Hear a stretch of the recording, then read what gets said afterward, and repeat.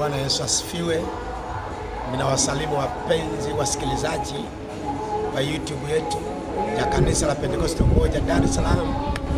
Na niko hapa ili nizungumze na wewe mtu wa Mungu habari njema. Ninachotaka kuzungumza hapa ni upendo wa Mungu juu ya mwanadamu. Biblia inasema katika Yohana 3:16, kwa jinsi Mungu aliupenda ulimwengu hata akamtoa mwanae wa pekee ili kila amwaminie asipotee. Nini Mungu anachokitafuta hapa? Mungu alimuona mwanadamu peke yake kama mwanadamu hawezi kufanikiwa kutoka kwenye eneo aliloshikiliwa na shetani. Ili atoke kwenye hilo eneo aliloshikiliwa na shetani, anahitajika kukutana na msaada wa kimungu. Na msaada wa kimungu ataupateje? Ni kwa njia ya mwanae pekee wa Yesu Kristo. Ndio maana akamtuma Yesu duniani ili aje atukomboe mimi na wewe.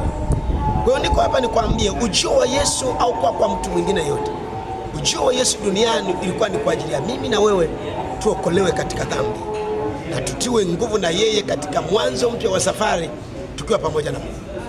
Kwa hiyo mpokee Bwana Yesu kwenye maisha yako ili usafiri pamoja naye kwenye maisha yako. Usitembee maisha yako ukiwa mwenyewe peke yako. Uwe na Mungu kwenye maisha yako, na itakuwa ni baraka sana kwenye maisha yako. Ukiwa na Yesu wewe umefanikiwa.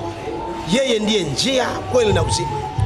Ili ufanikiwe kwenye maisha yako, Yesu Kristo ndio njia. Isaya 48:17 anasema, mimi ndimi Bwana Mungu wako nikuongozaye katika njia ili uweze kupata faida. Kwa hiyo hauwezi kupata faida kwenye maisha yako kwa njia nyingine isipokuwa uko ndani ya Yesu. Yeye ndio faida kwenye maisha yetu tukiwa hapa duniani. Atakuwa faida kwenye afya yako. Maadui zako wakija kupigana na wewe, yeye atakupigania. Anasema alifanyika maskini kwa umaskini wetu ili sisi tuwe matajiri. Kwa hiyo yuko hapa ili kuhakikisha na kupambania ili utoke mahali pa kilio na uwe mahali pa furaha. Ndio mpango mzima wa Mungu. Hii ndio habari njema kwako. Barikiwa sana.